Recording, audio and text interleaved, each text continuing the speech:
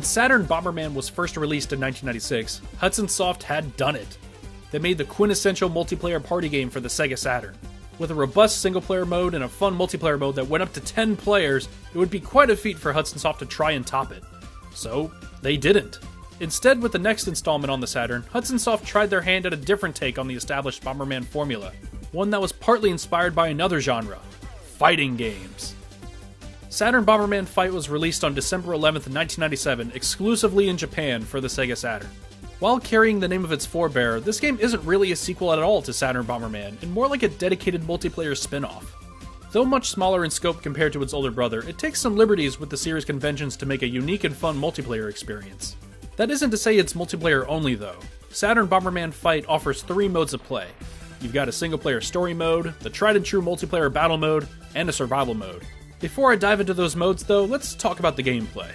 In past Bomberman games, you're mostly given a top-down perspective with some very basic movement and bomb placement controls, with the aid of some power-ups. In Saturn Bomberman Fight, the game has gone full 3D, and with that, Hudson Soft made some pretty significant changes to take advantage of that. Right off the bat, we've got an isometric perspective, which is a love it or hate it kind of thing when it comes to Bomberman games, but it's fine here. Another big change is your moveset. Bomberman can now jump, lob bombs, and run without the need of a power-up. Rather than meticulously blowing up objects to get around the map, you can simply jump over them and start hurling bombs all around you, which can make for a very chaotic scene. The stages also take advantage of this by adding in some verticality to the fight. You also now have a life bar so you can withstand multiple hits, and a power meter that fills over time. When this is fully charged, you'll be given a massive super bomb that creates a huge explosion, doing an insane amount of damage to anyone that gets caught in it. The game also has a wide variety of power-ups and power-downs, like increased movement speed and multi-bomb stacking, to taking away your ability to jump and reversing your controls. They even brought mounts back, this time in the form of an adorable polygonal horse.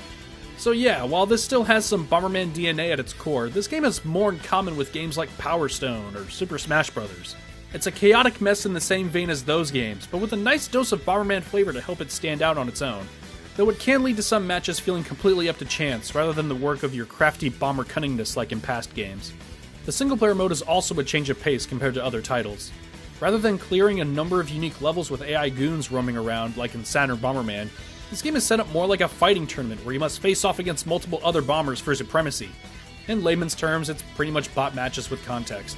And oh boy, does it give you context! There's tons of voice acting in this game. Sure, I can't understand any of it, and yeah, it does feel unnecessary because it's a Bomberman game, but it does add some nice production value to a pretty bare-bones package. Like with any Bomberman game, the multiplayer is the real star of the show here. Up to 4 players can duke it out in a multitude of varied combat arenas for ultimate victory. You've even got a wide selection of playable characters to choose from.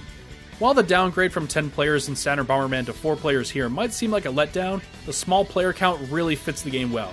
Seriously, if there were any more players during a game, it might reach unplayable territory.